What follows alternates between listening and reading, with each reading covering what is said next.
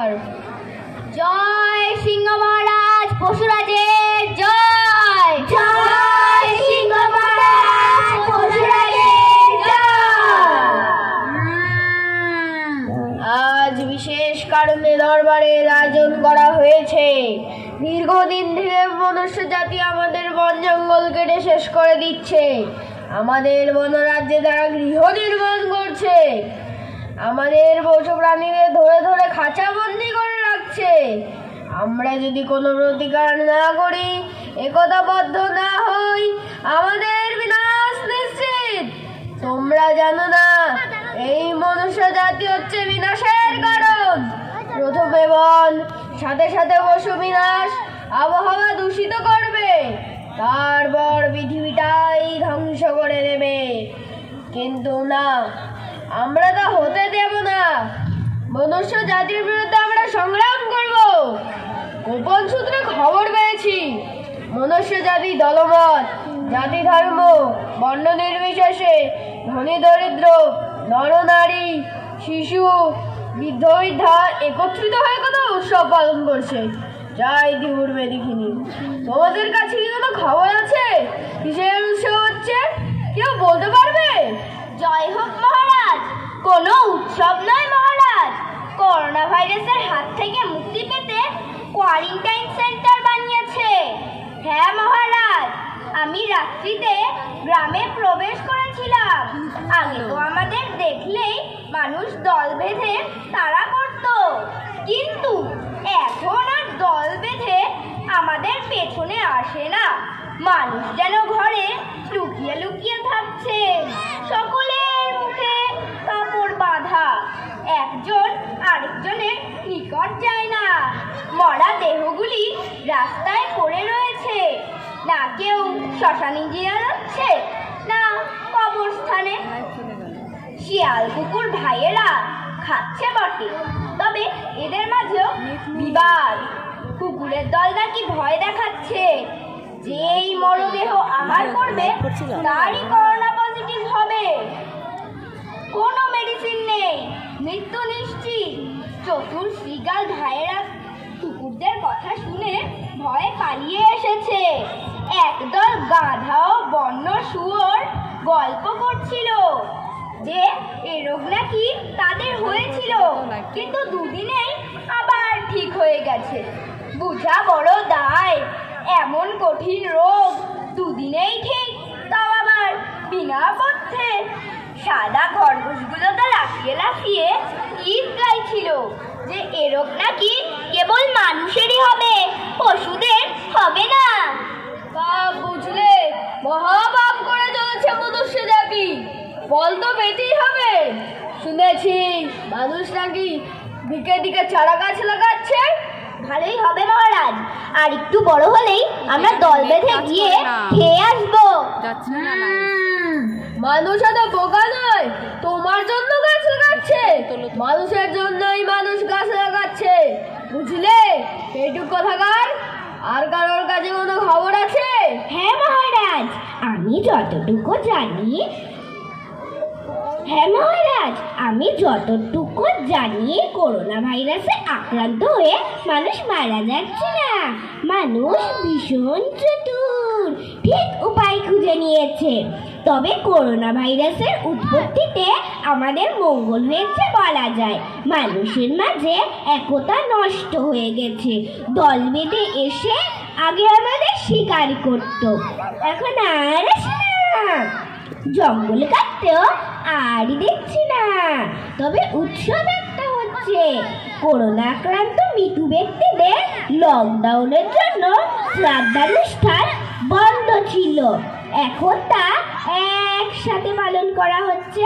বেশ ভোজ হবে, আমরাও চুপে চুপে একটু পাতাগুলো খেয়ে আসবো। শুধু খাই খাই, সঠিক খবর নেওয়া পর্যন্ত সকলের জন্য বাইরে যাওয়া নিষিদ্ধ ঘোষণা করা হলো। আমাদেরও সাবধান থাকতে হবে, ওই ভাইরাস যেন পশুদের শরীরে প্রবেশ না করতে পারে। আমাদের তো মাস্ক, স্যানিটাইজার কিছুই নেই। ভাল্লুকজি, বনের বাইরে কিসের উৎসব হচ্ছে বলতে পারবে? মহারাজের জয় হোক, আমি যতটুকু জানি আমারই গ্রামের বাপি সেনের ছেলের বিয়ে অনেকদিন আগে ঠিক হয়েছিল, লকডাউনের জন্য বন্ধ ছিল। খচ্চরগুলো দল বেঁধে এদিকেই আসতো। ওরা বলছিল কুকুর বেড়ালদেরও নাকি নেমন্তন্ন আছে, জঙ্গলি জানোয়ারদের জন্য নাকি পোল্ট্রি মুরগির ব্যবস্থা থাকবে। তোমারও শুধু খাবার গল্প? বাদর দলের কাছে কোনো খবর আছে? তোমরা তো মাঝে মাঝে কলা খেতে গ্রামের ভিতরে যাও। মহারাজের জয় হোক, রামলীলা উৎসব হবে মহারাজ। বহু দূর দূর থেকে মানুষের আগমন হবে খাওয়ার জন্য। কলা, আপেল, আঙুর থাকবে। আমরা যদি কাছের কোনো গাছে গিয়ে বসি আমাদেরও ডেকে ডেকে দেবে। তোমারও খাবার মধ্যে লক্ষ্য? সঠিক খবর কে বলতে পারবে কিসের উৎসব হচ্ছে? চেয়ারম্যানের মেয়ের বিয়ে। না মহারাজ, দয়াল বর্মনের জন্মদিন। আমি শুনেছি কোনো এক মন্ত্রীর নাতির অন্নপ্রাশন। না মহারাজ, পার্টির মিটিং মহারাজ, বড় নেতা আসবে। পণ্ডিতজি, সঠিক খবর কি? মহারাজের জয় হোক। মহারাজ, আমি গলি গলি ঘুরেছি, সঠিক সমাচার আপনাকে জানাই।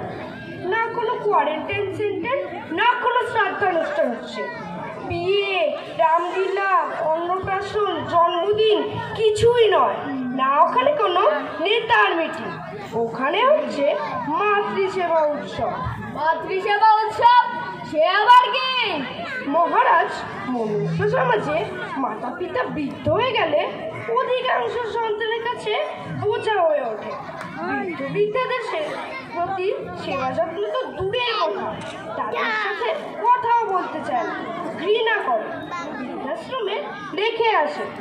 বহু বৃদ্ধ বৃদ্ধা মানুষ তো রাস্তায় পড়েই মৃত্যুবরণ করে। তাই নাকি? মহারাজ,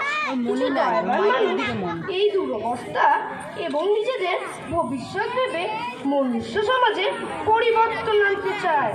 কিভাবে বৃদ্ধ বৃদ্ধাদের সেবা করা উচিত, কিভাবে দেশ ও সমাজে কাজ করা উচিত, কিভাবে বিশ্বের শান্তি আসবে তার চেষ্টা করা হবে এই উৎসবের মাধ্যমে। আমাদের বন জঙ্গলে রক্ষা করতে চান ওনারা, পশু পক্ষীদের ভবিষ্যৎ নিয়ে ভাবছেন। কিন্তু সফলতা দেবে না বাকি হিংস্র মানুষের দল।